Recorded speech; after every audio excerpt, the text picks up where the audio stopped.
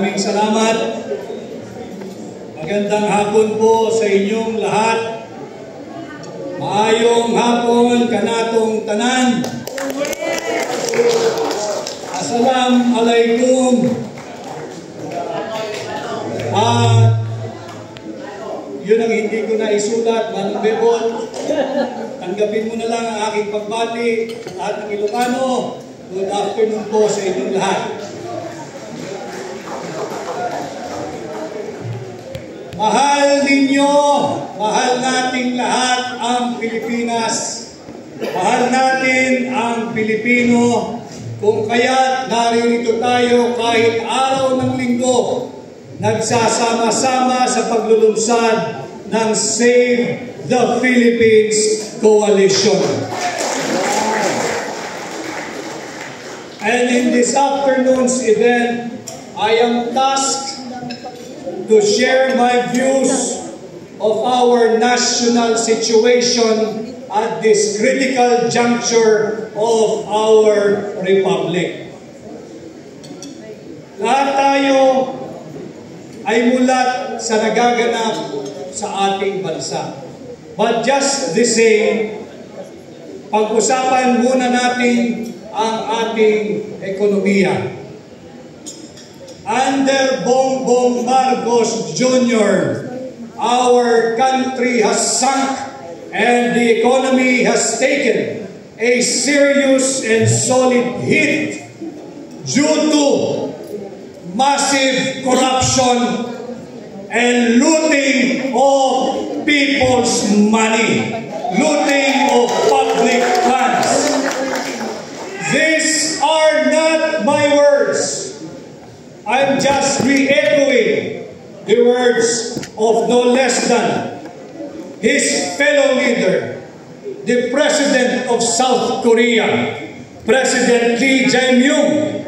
This was his word when he justified his decision, his government's decision to withdraw that 28.8 billion pesos loan granted to the Philippines.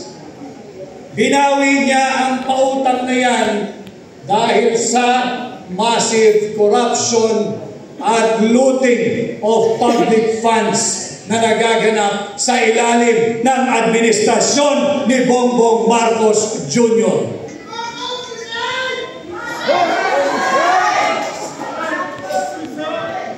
The value of our peso has sunk and has fallen in its lowest level and still stands at 59 to $1.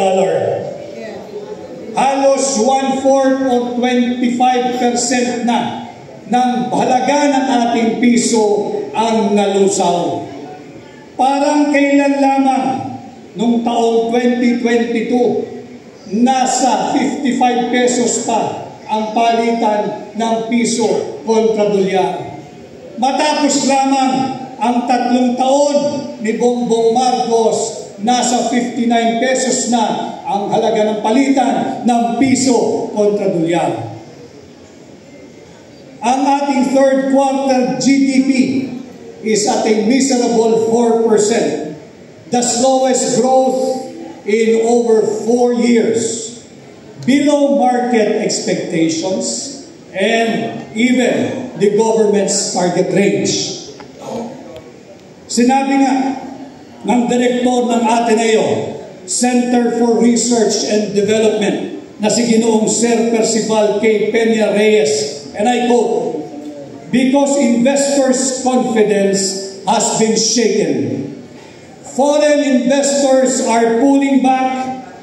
The scandal," referring to the flood control fund scandal, referring to the Bicameral Conference Committee report scandal, referring to the illegal, invalid, immoral, criminal, unconstitutional 2025 national budget, has created a mix of political risk, uncertainty, and social unrest. It threatens investment grade rating and undermines our medium-term fiscal framework. Ang GDP, mga kasama, ay ang bilang ng produkto at serbisyong nanalilikha ng isang ekonomiya. Alam na alam ito ng mga kasama natin sa labor, sa hali ng manggagawa, kagaya ni Atty. Jimmy Mirales. Ang GDP ang siyang ginagamit na pangunahing panukat at sumasalamin sa pangkalahatang kalusugan ng ating ekonomiya at investment confidence. Ito ay kasalukuyang matamlay. Ang ating ekonomiya ay mahina. Ang ating ekonomiya ay dahan-dahan nang nalulumpo. Dahil na rin sa iskandalo na nagsimula sa pangingialam ng Executive Department sa paglulustay ng pera ninyo gamit ang ating taunang budget. Paulit-ulit kong sinasabi kapag tayo'y nabibigyan ng pagkakataong magsalita. Ang punot dulo, ang simula't katapusan, ang ugat ng lahat ng korupsyon sa ating bansa ay nagmumula sa ating taunang budget. Nasa budget nakaangkla, nasa budget nakaugat ang lahat ng uri ng korupsyon, subalit lantaran, talamak at higit na garapalan sa ilalim ng Marcos Jr. Administration. Sinimulan niya ito sa pagpirma. Sinabi na namin, ibinunyag na ni Congressman Sid Ungab na napakaraming blanco diyan sa panukalang budget, diyan sa Bicameral Conference Committee report ng 19th Congress. Naghalinhinan sa panggagahasa sa pera ng taong bayan si Congressman Saldico, dating chairman ng appropriation, at ang kanyang kapalit, si Congresswoman Stella Kimbo. Hindi natitigil dyan sapagkat meron din silang kahalinhinan sa panggagahasa sa pera ng mga Pilipino. Pagdating naman sa parte ng Senado, ang chairperson ng Finance Committee, walang iba kundi ang dating Senadora Grace Poe. Subalit sa kabila ng pagbubunyag na ito, pinirmahan, inaprubahan pa rin ni Bongbong Marcos ang illegal, invalid, immoral, criminal at unconstitutional 2025 national budget na siyang nagbigay daan sa daluyong ng kurakot, sa daluyong ng korupsyon, sa daluyong ng panggagahasa sa pera nating mga Pilipino. Linulustay gamit ang flood control funds anomaly, gamit ang ghost flood control projects, gamit at ang pang-aabuso sa social at health funds, gamit ang sikat na ayuda. Ang tawag ay AIX, ang tawag ay AKAP, at kung ano-ano pa. Wala naman silang naidulot na buti sa ating ekonomiya. Ito yung ginagawang pambubudol na justification ng Marcos Jr. Administration. Akala, bakit ninyo tinututulan ang AKAP, ang AIX, ang ayuda? Ito'y ayuda ibinibigay sa ordinaryong tao upang humigit ang pag-ikot ng ating ekonomiya. Buti sana kung ganun ang naganap. Subalit, kagaya ng aking sinasabi, ang pagkakaunawa pala nila sa AKAP ay ang kakapal ng aming pitaka at binulsalan ang perang dulot ng ayuda. Ang ating approved foreign direct investments, ito ay bagsak na rin sa halos 50% dahil pa rin sa iskandalo na kinakasungkutan mismo ng Pangulo ng Republika ng Pilipinas, mismo ni Bongbong Marcos, Sinong makakalimot sa naging tahasang pahayag ng kanyang dating tauhan, ng kanyang bataan, ang kanyang chairman ng appropriations? 25 billion pesos ay kanyang inihatid at ibinigay kay Bongbong Marcos. Bukod pa riyan, ang 100 billion pesos na insertion ng tanggapan ng Pangulo. Hindi tama ang paggamit sa pondo nating mga Pilipino. Kaya hindi nakakagulat kung bakit patamlay, tila lugmok ang ating ekonomiya.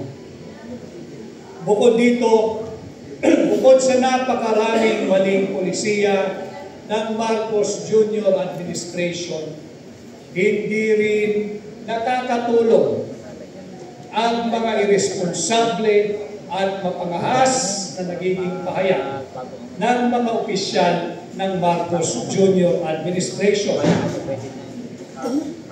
Banggitin ho natin yung naging pahayag mismo ng hepe ng Sandatahang Lakas ng Republika ng Pilipinas. Sila raw ay kasalukuyang naghahanda.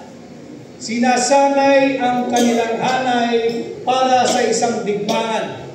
At ang kanyang strategiya ay tumagal lamang ang pwersa nating mga Pilipino ng 30 araw dahil bago dumating ang 30 araw, darating na ang saklolo, ang reinforcement, ang ayuda galing sa banyagang pwersa.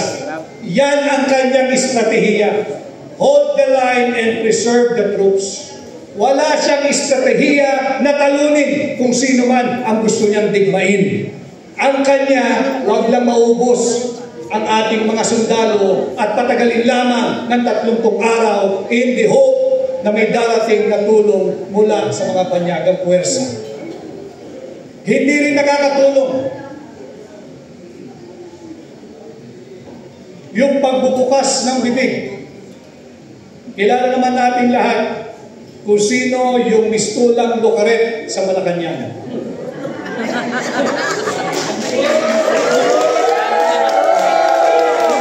And we have all the right to call her out because sweldado ka ng mamamayang Pilipino. Kung ayaw mong mapuna-punahin, lumipat ka sa pribado. Subalit hanggang ikaw ay empleyado ng gobyerno, may pananagutan ka sa ordinaryong Pilipino.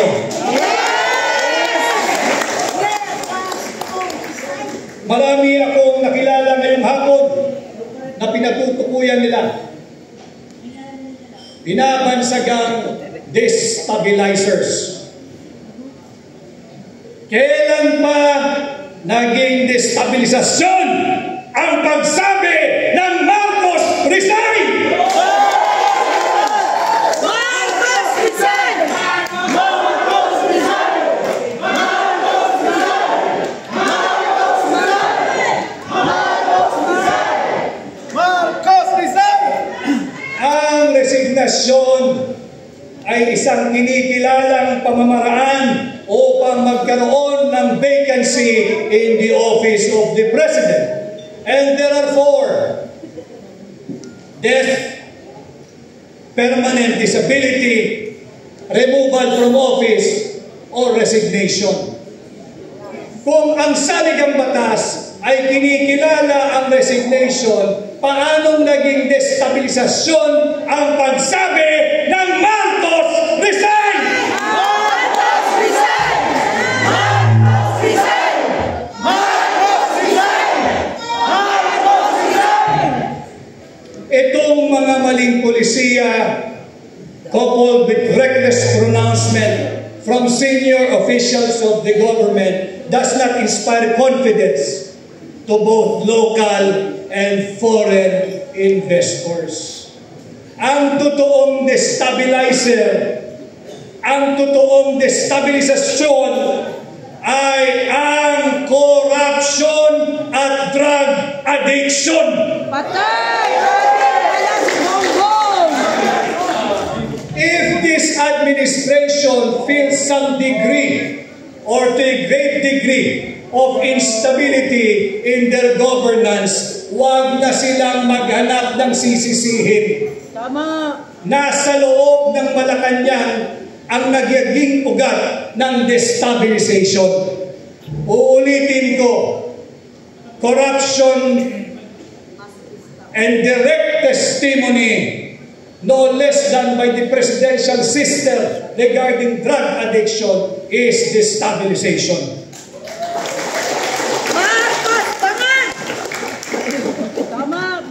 Ang 19% na taripa na ipinataw ng Estados Unidos sa lahat ng produktong Pilipino na papasok sa kanilang bansa, hindi rin ito nakakatulong sa pagsigla ng ating ekonomiya. 19% ang ipinapataw na taripa, samantalang 0% ang sa Estados Unidos. Yan ay produkto ng pagiging tough negotiator. Yang 19% na taripa, nakakasakit at nanganganib kagaya po ng ating coconut oil industry. Pagpasok niya sa bansang Amerika, siya ay papatawan ng 19% na taripa. Samantalang, ang palm oil, kung manggagaling sa Estados Unidos, 0% ang taripa. Paano ka mananalo? Ano ang ating advantage? 19-0. Yan yung mga problema na kinaharap ng ating ekonomiya. Sa kasalukuyan, nandito rin ang ating kaibigan at ginagalang na dating kalihim ng Department of Labor, si Manong Bebot Bello. Ang BPO industry at overseas Filipino workers remittance ang nananatiling angkla ng ating ekonomiya. Yung tinatawag nilang traditional growth drivers. Noong 2024, last year, ang BPO industry at ang remittance ng mga Filipino workers at Filipino migrants combined ay umabot ng $76 billion. Malaki yun. Subalit, hindi pwedeng yung BPO industry lang at yung OFW remittance lamang nakaasa ang pagsigla ng ating ekonomiya. Bukod sa 38 billion na contribution, dollars po ito ha, $38 billion contribution ng BPO industry, nakapagbigay din ito ng direct full employment sa 1.8.2 or 1,820,000 Filipinos ang nabigyan ito ng full-time workers. Subalit, hanggang kailan? Hanggang saan? Sinabi ni dating NEDA Secretary si Dr. Carl Kendrick Chua, pahinana ang BPO industry. Nanganganib din ang BPO industry sapagkat nariyan na yung pagsulpot, yung pag-introduce nung tinatawag nating AI or Artificial Intelligence. And it's just a matter of time. I hope not very soon, mawawalan ng trabaho ang marami sa ating mga kababayan na nagmumula sa BPO industry o BPO sector. Wala tayong magagawa, hindi natin mapipigilan. It's just a matter of when, because AIs or artificial intelligence are poised to take over their employment. Ang OFW, maraming salamat sa inyo, ang ating mga migrants sa inyong remittance. $38.4 billion last year. Malaking suporta ito para mapanatili ang sigla nung tinatawag nating domestic consumer spending. Subalit, hindi nga po nakakatulong yung mga irresponsableng pahayag ng mga senior officials ng ating pamahalaan. Naghahanda, hinahanda, nagsasanay ang ating sandatahang lakas para sa isang digmaan. And in all probability, the Chief of Staff of the AFP was referring to our superpower neighbor, China. Kawawa naman ang ating mga kababayang OFW. Kawawa naman ang kanilang pamilya. Kawawa naman ang ekonomiya ng Pilipinas. Bakit ganyan? Hindi kinakailangan magpaputok ng China kahit isang bala para higit na lumpuhin ang ating ekonomiya. Mag-utos lamang ang gobyerno ng China. Itigil na ang employment ng lahat ng Pilipino sa Macau, sa mainland China, sa Hong Kong, sa Guangzhou, at kung saan-saan pa. At sila ay i-deport na sa Pilipinas. Paano ang kanilang pamilya? Paano ang ating ekonomiya? Bukod dyan, naghahanda ang ating sandatahang lakas para sa isang napipintong digmaan. Paano kung ipag-utos ng China sa kanyang mga korporasyon, bawal na kayong mag-export ng kahit anong produkto papuntang Pilipinas. And today, ang number one source of our imported products, ang bansang China pa rin. Kaya kung meron tayong problema dito sa loob, sa ekonomiya, dahil na rin sa maling polisiya ng pamahalaan at masyadong mapangahas at irresponsableng pahayag ng mga opisyal nito. Meron sana tayong pagdungtong dito sa BPO at sa mga remittance ng OFW. Ano po yun? Yung ating tourism industry. Subalit, lumpo din ang ating turismo. Meron po tayong tinatawag na very young and dynamic population na maituturing best comparative advantage ng Pilipinas. Subalit, ano ho ang nangyayari sa ating turismo? Kulilat na po tayo sa Southeast Asia. 2 beses tayong nagpalabas ng advertisement sa CNN. Tinanggal din. Bakit? Kinopya lang pala natin yung mga larawang ipinakita doon at hindi naman pala sa Pilipinas. Anong sinabi? Narinig ba kayo, lalo na yung mga kasama natin sa Cebu, narinig ba kayo na humingi ng paumanhin ang kalihim ng Department of Tourism sa napaka-nakakahiyang plagiarism? Ito yung mga maling polisiya. Kaya hindi sila kinakailangan tumingin sa malayo at maghanap ng masisisi kung bakit lugmok ang ating ekonomiya. And again, we will all go back doon sa aking simula. This is the effect, this is the consequence of incompetence, of massive corruption, of looting of public funds. Dinagdagan pa ng panibagong dagot yung open, public, and direct testimony ng kapatid ni Bongbong Marcos na siya ay drug addict. Hindi nakakatulong ito sa reputasyon natin bilang destination haven ng mga mamumuhunan ng mga mangangalakal.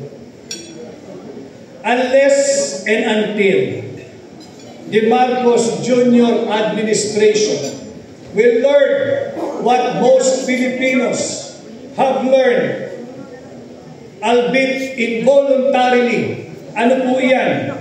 Fiscal discipline, prudence, austerity measure, at belt tightening. The economy of our country will only get worse before it gets better in the next administration. So, ladies and gentlemen, you have to brace yourself and your family for tough times ahead. Pagdating naman sa usaping politikal, alam kong mulat kayo lahat sa nangyayari sa ating bansa.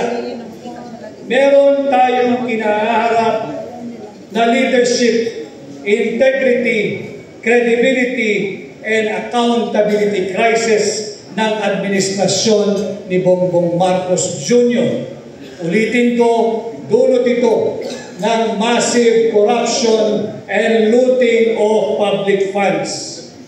Bukod dito, nabuksan muli ang issue ng drug addiction dahil sa naging bukas na pahayag at publikong testimonya na base sa kanyang personal knowledge, base sa kanyang personal experience, base sa kanyang personal na pagkakakilala sa kanyang kapatid, ang ate o ang manang ni Bongbong Marcos.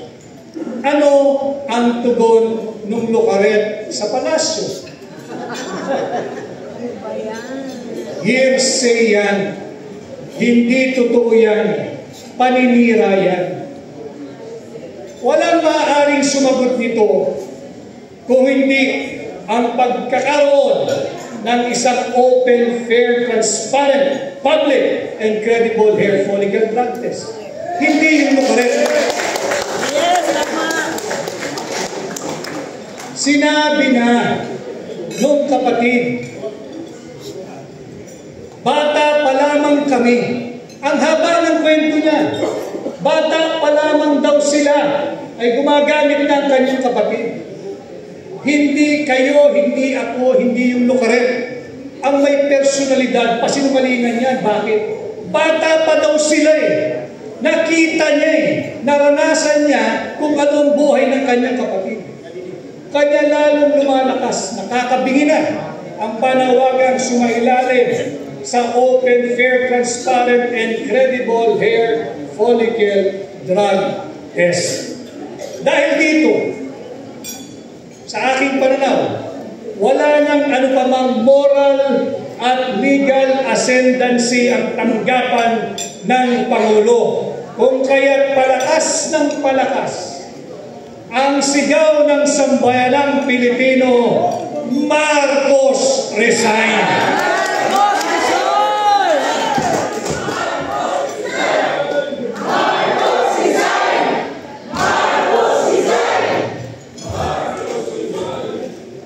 At habang lumalakas ang sigaw na yan, lumalakas din ang nervyos ng mga alyansa na once upon a time ay hindi natin naisip na magsasama-sama, na ngayon ay isang organisado, well-oiled at well-funded machinery, discrediting no less than the office of the Vice President, discrediting Inday Sara Duterte. Ito yung tinatawag na mga hilaw na dilaw. May tunay na dilaw. Ito yung mga nakipaglaban nung panahon ng martial law. At meron pa rin, iilan na lamang sila. Subalit, hina-hijack ng mga hilaw na dilaw ang tunay na naratibo ng mga tunay na dilaw. Ang tunay na dilaw ay nakipaglaban para sa ating demokrasya. At ang bunga niyan ay ang pagpapatalsik sa Marcos Sr. Administration.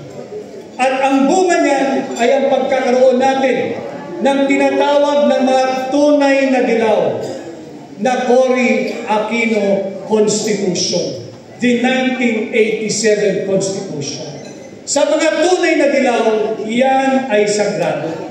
Subalit sa mga hilaw na dilaw, sa mga makakaliwang grupo, sa mga kakamping, at sa mga bagong Pilipinas na alyansa, sasagasaan nila, ibabasura nila, kahit sunugin pa nila ang ating saligang batas, huwag lamang matupad yung malinaw na garansya dyan pagdating sa constitutional succession.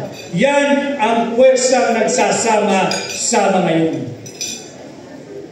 Alam naman nating lahat sa bulwagang ito na yung pagsasamang yan, yung pagsisiping na yan, ay pansamantala lamang.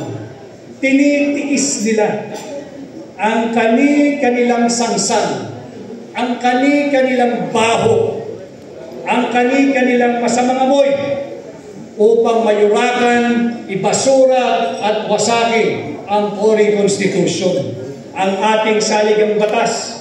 Handa nilang isang tabihan, handa nilang isang tabi ang diwa ng ating demokrasya upang isulong ang iligal na layunin at hangarin na pigilan at wag maging Pangulo si Inday Sara Duterte, maging ito man ay sa pamamagitan ng isang tapat at malinis na halalan o di kaya sa pamamagitan ng constitutional succession. Pati ang ilang elemento sa loob ng simbahang Katoliko nakakabingi ang inyong katahimikan. Lantaran na ang isyu ng korupsyon. Lantaran na at mulik-muli ang isyu ng drug addiction. Ang drug addiction ay hindi lamang krimen. Ito'y isang brain disorder. Sakit sa pag-iisip na naglalagay ng maraming katanungan kung tama pa ba ang disposisyon at desisyon ng taong muling pinaratangan at pagbibigay ng testimonya mismo ng kanyang kapatid na siya ay mayroong problema sa drug addiction. Hindi po simpleng bagay ang usapin niya. Bakit? Nakasaad sa ating saligang batas, Article 3, Section 7, the right of the people to information on matters of public concern shall be recognized. Hindi ba public concern ang katanungan kung drug addict ba ang Pangulo o hindi? Hindi ito pwedeng sagutin sa pamamagitan lamang ng isang ngising aso o kaya pahayag ng lokaret sa palasyo. Ang tugon dito, hair follicle drug test para matundukan ang isyong ito. Ito yung paulit-ulit na isinisigaw ng mamamayang Pilipino. At idugtong natin dyan sa Article 3, Section 7. Dalhin ko kayo sa Article 7, Section 12. Ito ay mahalaga. Nakasaad sa Article 7, Section 12. In case of serious illness of the President, the public shall be informed of his state of health. Again, drug addiction is considered both a complex brain disorder and mental illness. Ano ang lagay ng kalusugan ng Pangulo? May katotohanan ba ang naging testimonya ng kanyang sariling kapatid, nakakatandang kapatid, ng kanyang manang na kanyang ate, na siya ay may problema sa drug addiction? Dapat ba natin paniwalaan na walang basihan ang naging testimonya ng kanyang kapatid? Kamusta ang kanyang mental health? Nasa tamang kaisipan pa ba ang Pangulo? At dapat bang pagtiwalaan ang kanyang mga desisyon, disposisyon at pahayag? Again, these are all legitimate issues and questions that must be answered because we, the Filipino people, are the sovereign power, and as the sovereign power, we have the right to ask, we have the right to an official reply, and we have the right to information on matters of public concern, especially on matters of the state of health of the President.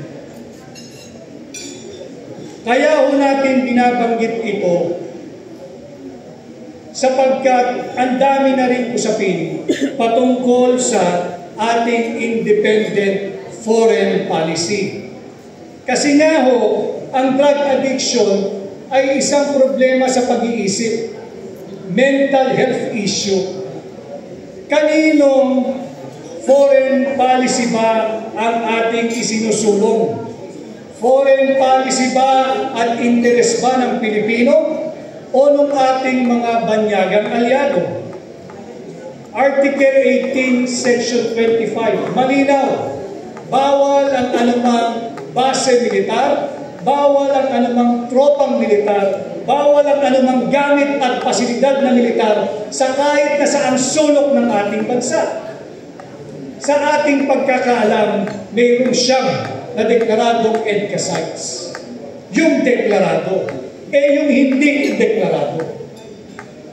Ito ay paglaban sa ating saligang batas. Bakit ito hinahayaan? Again, I bring this up to you in relation to the health, especially the mental health of the Commander-in-Chief and his seemingly aggressive stance and war rhetorics against China. Instead of exploring a diplomatic means to diffuse and de-escalate the tension in the South China Sea, tila sinisilapan pa niya. How is his state of health? Is he mentally ill and unfit to continue discharging the mandate of the office of the President? Iiwan ko sa inyo ang katanungan yan. Is he mentally ill and unfit to serve as the Commander-in-Chief? Kaya ko tinatanong yan sa inyo sapagkat sa kabila ng pagsusulong ng mga hilaw na dilaw ng mga kaliwang grupo, ng mga kakambing, ng ilang elemento sa simbahan Katoliko, hindi pwedeng ibasura ang probisyon ng Article 7, Section 8 na aking babasahin. In case of death, permanent disability, removal from office, or resignation of the President, the Vice President shall become the President to serve the rest of the term.